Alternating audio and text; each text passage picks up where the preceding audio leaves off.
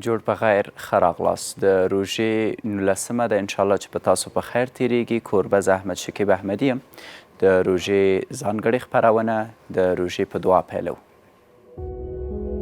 د روژې د مبارکې میاشتې د 19مې ورځې دعا: اللهم وفر فيه حظي من برکاته وسهل سبيلي إلى خيراته ولا تحرمني قبول حسناته يا هاديا إلى الحق المبين.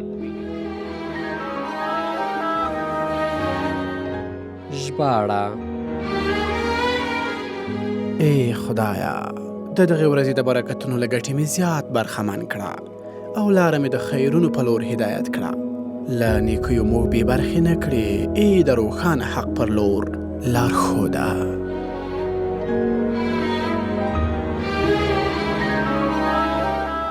بیا هم ښه راغلاست. په خپرونه کې راسره محترم ډاکټر صاحب سرور خالد دی د ماشومانو د برخې متخصص دی. ډاکټر صاحب محترم، زما لومړی پوښتنه خو به دی، په پیل کې ښه راغلاست هم درته وایم چې ماشومان معمولا په روژه کې د خپلو کورنیو د پامه لویږي، یا که په عامه اصطلاح وایم کیدای شي د دوی په خوراک کې دوی ته پام ونه شي، او موږ په زرګونو داسې ماشومان لرو چې په سرکونو کې خیرات غواړي او د دوی ډوډۍ په ځانګړي ډول په روژه کې منظمه نه وي، ځکه په نورو وختونو کې دوی که د سرک په سر ګرځي یو نفر بولاني خوري، دوی ورته درېږي هغه بولاني خوړی شي. په روژه کې ذاتاً د سرک په سر خوراکونه کمیږي او دا محدودیتونه پیدا کوي د ماشومانو دپاره. د یو ډاکټر په توګه څه پیشنهاد لرئ د دغه غریبو ماشومانو دپاره د سرک په سر چې ګرځي او هغوی چې په کورونو کې میندې او پلرونه دي او د خپلو ماشومانو غذایي رژیم ته پام نه کوي؟ بسم الله الرحمن الرحیم. سلام خدمت شما و بینندگان تلویزیونتان. خب روزه یکی از حکمتایش همی است که همگی باید غذای درست پیدا بکنن، یعنی شکم سیر از شکم گرسنه باید آگاه شوند. و مشکلاتی که در جامعه ما و شماست، یکی هم مشکلات همین طفلایی که بر روی جاده هستند و تغذیه روی جاده است که در شرایط روزه همونطور که شما گفتین یک سلسله تغییراتی که از نظر تغذیه و از نظر شرایط روزه گرفتن در جامعه وارد میشه و اونا هم دچار فقر و فاقگی از نظر تغذیه میشن که متاسفانه یک ذره توجه کسایی که از نظر شرایط معیشتی زندگی هم خوب هستن کمتر نسبت به می طفلان میشن که سبب میشه که یک سلسله امراض هم در جامعه رشد بکنه و این اطفال دچار سوء تغذیه شوند که متاسفانه سوء تغذیه از این اطفال هم گاهی وقت فامیلایشان بنا به فقر و بیچارگی دسترسی به خدمات صحی هم در جای پیدا کردن نمیتونن، منجر به این میشه که اکثرا معلولیت ها و معیوبیت ها دامنگیر همین طفلای فقیر و خصوصا جامعه که رو به انکشاف است که جامعه مثل ما و شما هستیم که اکثرا گراف فیصدی همراست و گراف فیصدی مرگ میرن پیش اطفال به تناسب کایلا بیشتر است و یک سبب همدیش هم امی فقر و فاقگی یا سوء تغذیه یا نرسیدن کمی و کیفی مواد غذایی بر اطفال است. رای حل چیست؟ خب یک رای حل که از نظر شرعی بیشتر همه جا از طریق تلویزیون شما، از طریق مطبوعات، علما تشویق ترغیب میکنن که باید کسایی که ثروتمند هستن یا کسایی که از نظر معیشت زندگی خوب دارن دست فقیرا را بگیرن، یعنی غذایی را که باید کسی میگیره از نظر سوء تغذیه که بعدا هم میگم که سبب چاقی پیش میشه یا فربه شدنش میشه، اگر همون غذا را بتونه تقسیم بکنه برای دیگران و آگاهی شود نسبت به تغذیه که در سطح خانواده است از غذایی که ما و شما از نظر دسترسی بر روی دسترخوان داریم، میتونه که این تعداد اطفال از نظر تغذیه از سوء تغذیه یا آفت کشنده سوء تغذیه جلوگیری بکنه. دیگه چک نیست که در ماه مبارک رمضان اطفال میان پیش شما که مشکلات متعدد دارن، کدام مشکلات را دارن و عامل اساسی داشتن این مشکلات چیست؟ خب در شرایط فعلی که بیشتر مسائل رمضان است و برنامه هم ارتباط به این موضوع داره، بیشتر ما با مادرای شیرده و مادرای حامله مواجه هستیم که اکثرا اطفالشان دمی مراحل روزه یا دمی زمانی که ماه مبارک رمضان است بیشتر به کمبود شیر و فاقگی دچار میشن که اکثرا زمینه را برای سوء تغذیه یا آغاز سوء تغذیه و در نتیجه زمینه را برای شیوع یک تعداد امراضی که زمینوی است که ناشی از کاهش و معافیت است مساعد میسازه که اکثرا دامنگیر اطفال در شرایط فعلی خصوصا پیش اطفالی که وابسته به شیر مادر یا تنها شیر مادر میگیرن یا کمتر از 6 ماه هستند. باز خوبتر است اطفالی که از 6 ماه سنشان بیشتر است یا بالاتر است و بر علاوه شیر مادر غذای ضمیمایی میگیرن و کمتر به خطر مواجه هستند. ولی زیادتر اطفالی که 6 ماه پایین‌تر هستند تنها شیر مادر میگیرن یا بیشتر در این شرایط فعلی که رمضان است، خصوصا مادرایی که آگاهی دی برشان نشدن نسبت به شرایط روزه. درست. بحث امراض دیگه هم شاید باشه با آمدن ماه مبارک رمضان، با خصوص مشکلات ضعف اطفال، مشکلات نبود خواب و اینا. میخوایم بیشتر رویش بحث کنین دکتر صاحب تا خانواده هایی را که شما فکر میکنین به اون مسائل دیگه جز از خوراک باید متوجه شوند، اونا را متوجه ساخته باشیم. در شرایط روزه بیشتر تغییراتی که در خواب و صفای خواب پیش کایلا و ایجاد میشه، همزمان مترافق به او چون مادرها یا والدین اکثرا که خوابشان بنابر سحری که میخیزن یا صفات خواب که دچار اختلال میشه، اکثرا این تاثیر سر خواب اطفالشان هم داره. چون شرایط اکثرا در شرایط جامعه فعلی ما و شما طوری است که اکثرا طور سحری میکنن فامیلا یا خانواده که منجر به مزاحمت به خواب اطفال هم میشه که خواب تشابه خواب خودش میتونه که زمینه رو برای نارامیا و زمینه رو برای سایر مشکلات دیگه هم مساعد بسازه. مثلا دکتر صاحب روشن ماندن گروپ در زمان خواب، من فکر کنم به افرادی که بزرگ سالم است مفید نیست. به اطفال چقدر مضر است؟ یکی از شرایط خواب سالم محیط سالم برای خواب است. یعنی محیط آرام، محیطی که سر صدا نباشه، محیطی که خاموش باشه، محیطی که از نظر شرایط درجه حرارت مساعد برای خواب باشه، بستری که باید یک طفل یا یک کایل به خواب میره یک بستر مساعد از نظر نظافت و حفظ الصحه باشه و آرامش تسکین محیط حتمی برای خواب است که در تداوی‌های حتی بیخوابی هم قبل از اینکه دوایی آغاز شود مساعد ساختن شرایط خواب است. در صورتی که شرایط خواب مساعد نباشه ولو که یک کس دوای خواب هم استفاده کنه ممکن است که به طرف خواب نره یا اگر به طرف خواب بره خواب کیفیتش خوب نباشه یا کمیت خواب درست نباشه که اکثرا تشوشات خواب زمینه مساعدش همین گپ است. زنده باشین. ممنون. ډاکټر صاحب سره مهم بحث درلوده په ځانګړي ډول د هغه ماشومانو په اړه چې کېدای شي سوی تغذیې سره مخامخ یا هم د پیشلمي له امله د دوی خوب کې ستونزې پیدا شي. انشاءالله د دوی د بحث نه مو استفاده کړي. یوه دمه اخلو، دمې نه وروسته بیرته راګرځو، راسره پاتې شئ.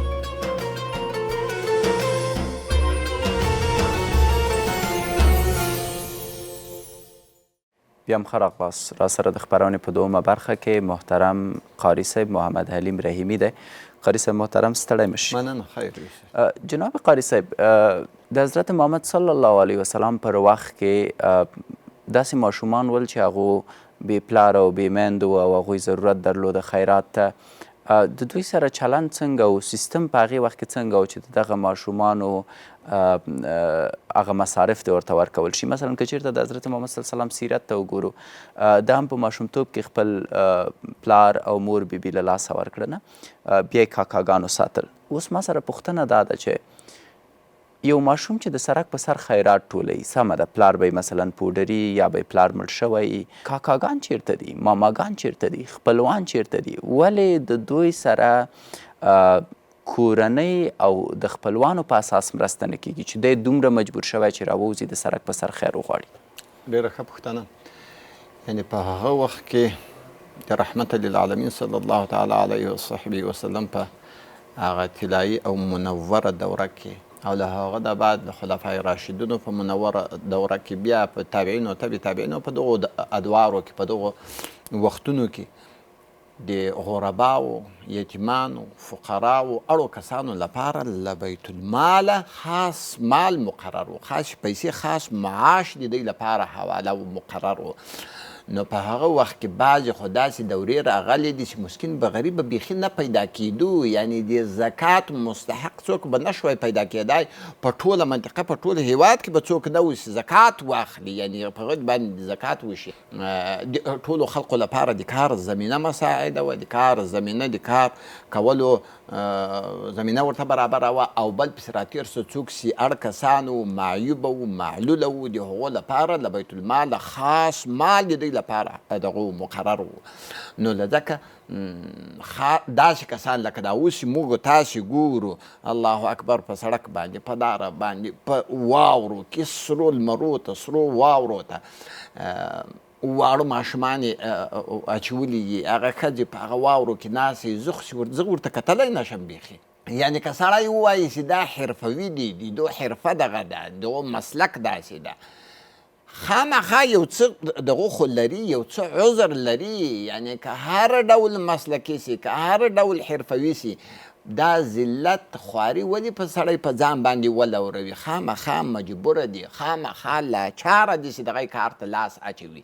اوس تا دا پوښتنه وکړه چې که چیرې اوس کوم کسان مامایي کاکایي بل خپلو خپلوان دوی له نظره اچولي، په داسې حال کې چې رحمت للعالمین صلی الله تعالی علیه وصحبه وسلم فرمایي الصدقة على المسکین صدقة وهي على ذي الرحم ثنتان صلة وصدقة. وای صدقه په مسکین باندې، صدقه مطلق په مسکین باندې دا صدقه ده، خیرات ده. خدای جل و عظمته په مقابل کې تا ته د دنیا او د آخرت بدل عوض او پاداش درکوي.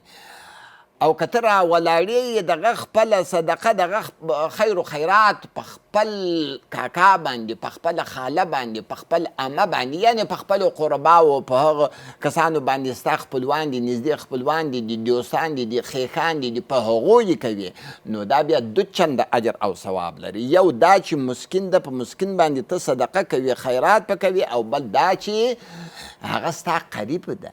د قریب په قریب باندې صدقه کول دا صله رحمي ده. دا صدقه او صله رحمي دواړه سره یو ځای شو. خو متاسفانه داسې زمانه اوس راغلې ده، داسې خلق راغلي دي چې نه یې په مابین کې محبت شته، یعنی د نور کله په شان په مابین کې نه مینه، نه محبت، نه موده، نه صمیمیت، نه احساس، نه درد، نه غم، ټول پکې مړه دي. ولې دلیل یې څه دی؟ ولې دا هر څه له منځه لاړ دي؟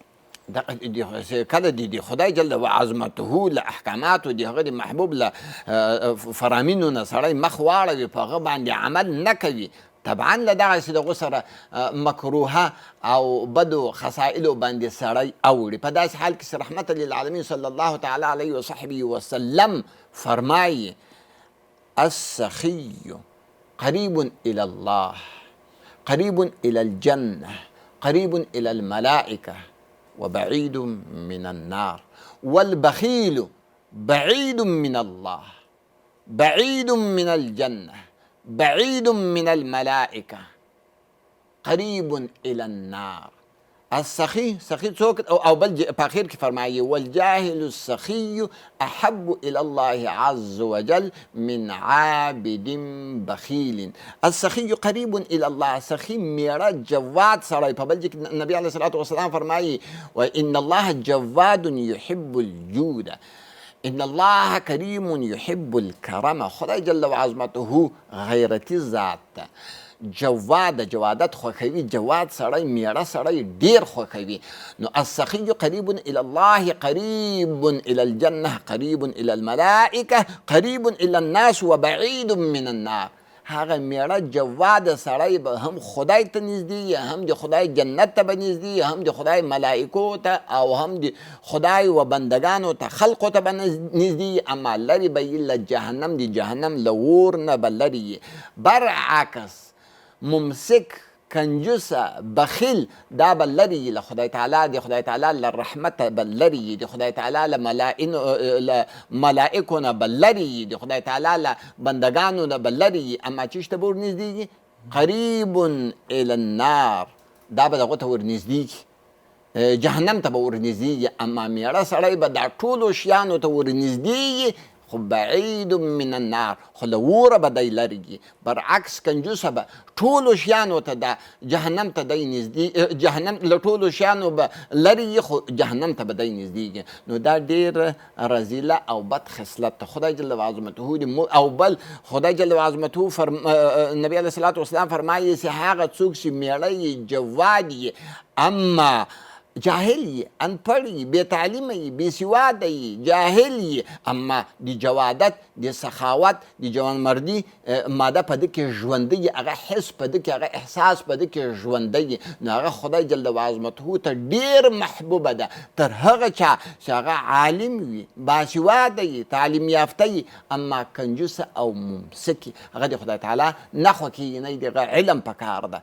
د خدای جل وعظمته هغه ته وایي ما چې یو وارې عالم یې خو ما تا ته د جوادت جوانمردۍ لاره مې درښولې باید چې په هغو باندې عمل وکړې. بس کنجوسي ذاتا د الله تعالی نه خوښېږي. بالکل څوک چې کنجوس اوسي هغه فکر نه کوم د خپلو پیسو نه خیر هم وګوري. بالکل. مننه قاري صاحب.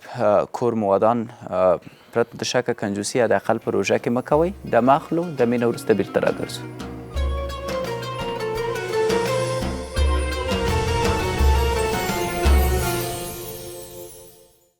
بیا هم ښه راغلاست. د خپرونې وروستۍ برخه ده. راسره په خپرونه کې محمد مصطفی عمرخیل دی، د ارواپوه دی، او نن په یو ډېر مهم موضوع باندې غواړو بحث وکړو. ټولنیزو رسنیو کې کیدای شي په روژه کې زموږ ډیری وخت ضایع شي، او ځینې وختونه کیدای شي ځوانان په دې نیت ټولنیزو رسنیو ته لاړ شي تر څو هلته یو څه زده کړي، هغه که د عبادتي اړخ نه وي که د مطالعې د اړخ نه وي.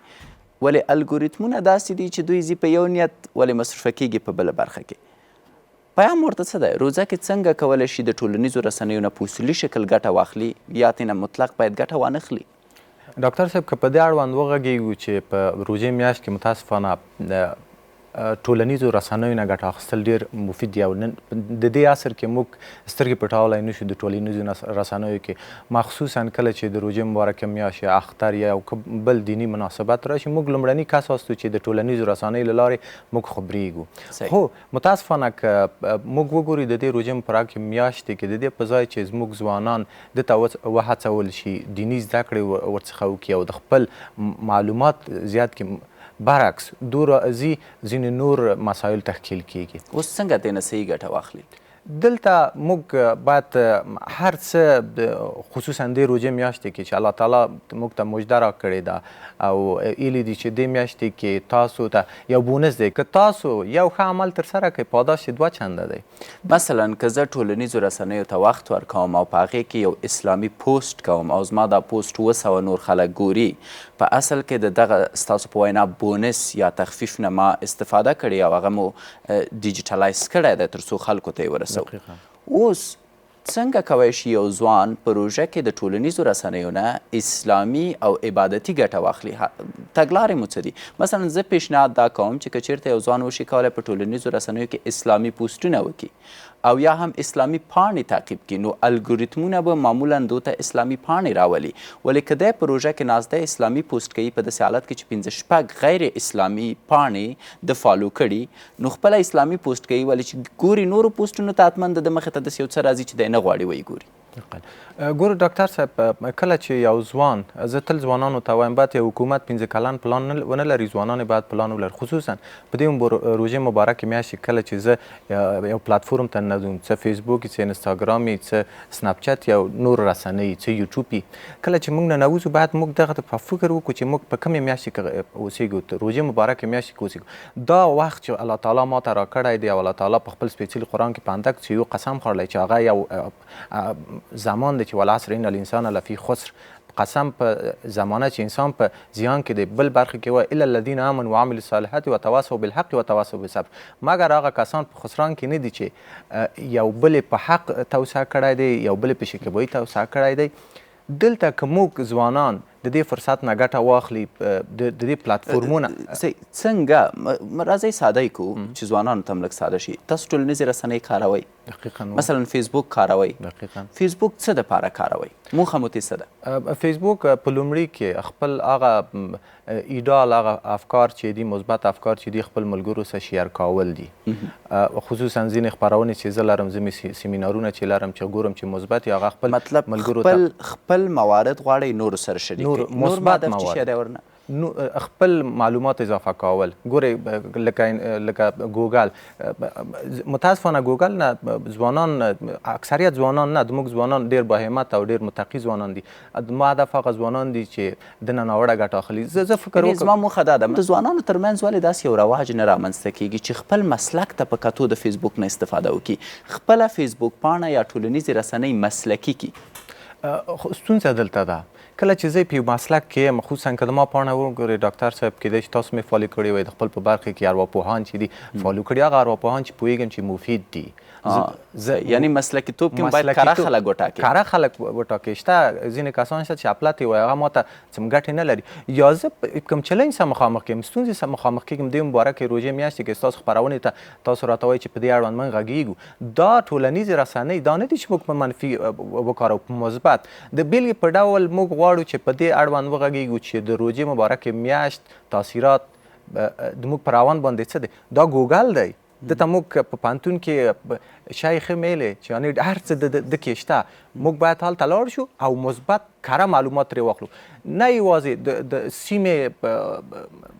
پس یوې نتیجې ته استاد محترم ما ته ورسېدو چې ځوانان په دې روژه کې باید پریکړه وکړي چې د فیسبوک نه مسلکي ګټه واخلي. کومه برخه کې چې دوی کار کوي د هماغې برخې خلک وټاکي. ولې کومه اساسي مسله چې تا ورته اشاره وکړه، مطمئن شي چې کومه برخه کې کار کوي د هغې برخې کوم خلک چې ټاکلي دي حقیقي خلک دي او کوم معلومات چې هغوی شریکوي کره معلومات. دقیقا ډاکټر صاحب، کله چې موږ یو معلومات اورو، کیدای شي تاسو یو ویډیو اپلوډ کړئ، زه یو ویډیو اپلوډ کوم، هغه اورم، سترګې پټې دا مه منئ، تاسو څېړنه وکړئ چې آیا دا خبره چې دا کړې ده دا حقیقت لري که نه. که په بلې برخې راشو، که موږ په دې وغږیږو ډېر خلاص، که متاسفانه د موږ ځوانان پرته د کوم ضرورت دو انټرنیټ باندې ولګېږي. مثلا زه 2 ساعتو کې د خپل کار مې خلاصېږي، 6 ساعته د کې ښکېل واوسېږم. متاسفانه دا احتیاط موږ ته رامنځته کوي. استاد، یو بل موضوع ته زه غواړم لنډ ستاسو نظر پرې راواخلم چې ماته مهمه ده او تاسو هم د یو ځوان په توګه او د یو استاد په توګه غواړئ